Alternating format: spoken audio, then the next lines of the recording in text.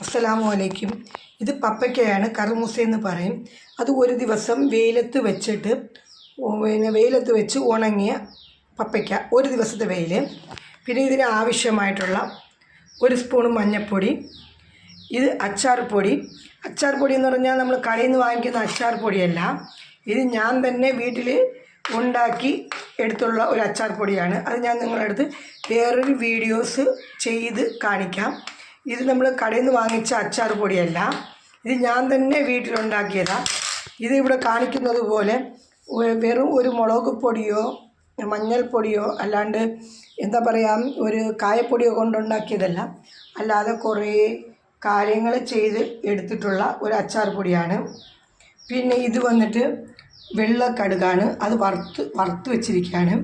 പിന്നെ ഇത് വന്നിട്ട് ഉലുവ, ഇത് കടുക്, ഇത് ഇഞ്ചി, ഇത് വെളുത്തുള്ളി ചതച്ചത്, ഇത് കറിവേപ്പില. ഇത്രയാണ് നമുക്ക് ആവശ്യമുള്ളത്.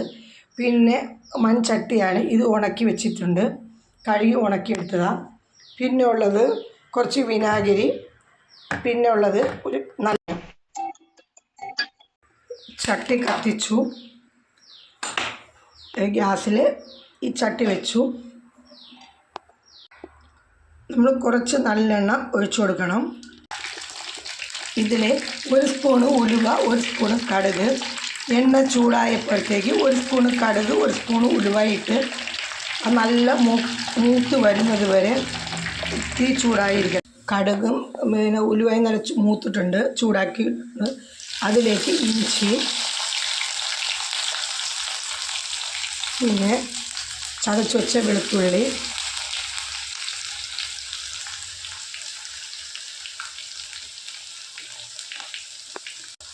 ഇത് നല്ലതുപോലെ ബ്രൗൺ കളർ ആവുന്നത് വരെ മൂപ്പിച്ചെടുക്കണം. ഇതിലേക്ക് കറിവേപ്പില ഇട്ട് കൊടുക്കണം.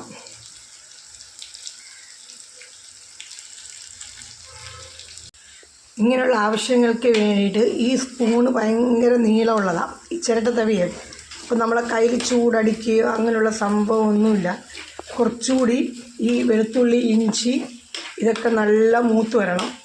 അത് കഴിഞ്ഞിട്ട് ബാക്കി ഇൻഗ്രീഡിയൻസ് അതിൽ നമുക്ക് ആഡ് ചെയ്യാം. ബ്രൗൺ കളറിൽ വന്നിട്ടുണ്ട്. ഇതിലേക്ക് നമ്മൾ മഞ്ഞൾപ്പൊടി ചേർക്കാം. ഇത് അച്ചാർ പൊടിയാണ്. ഞാൻ അച്ചാർ പൊടി എന്ന് വെച്ചാൽ കടയിൽ നിന്ന് വാങ്ങിക്കുന്നതല്ല, ഞാൻ അത് പറഞ്ഞു തരാം. ഇതിലേക്ക് നമ്മൾ പപ്പയ്ക്ക ഇട്ട് കൊടുത്തിട്ടുണ്ട്. നല്ല പപ്പയ്ക്ക അച്ചാർ റെഡി ആയിട്ടുണ്ട്. ഇതുപോലെ എല്ലാവരും ട്രൈ ചെയ്യണം. ചെയ്തിട്ട് കമൻറ്റ് ചെയ്യുക.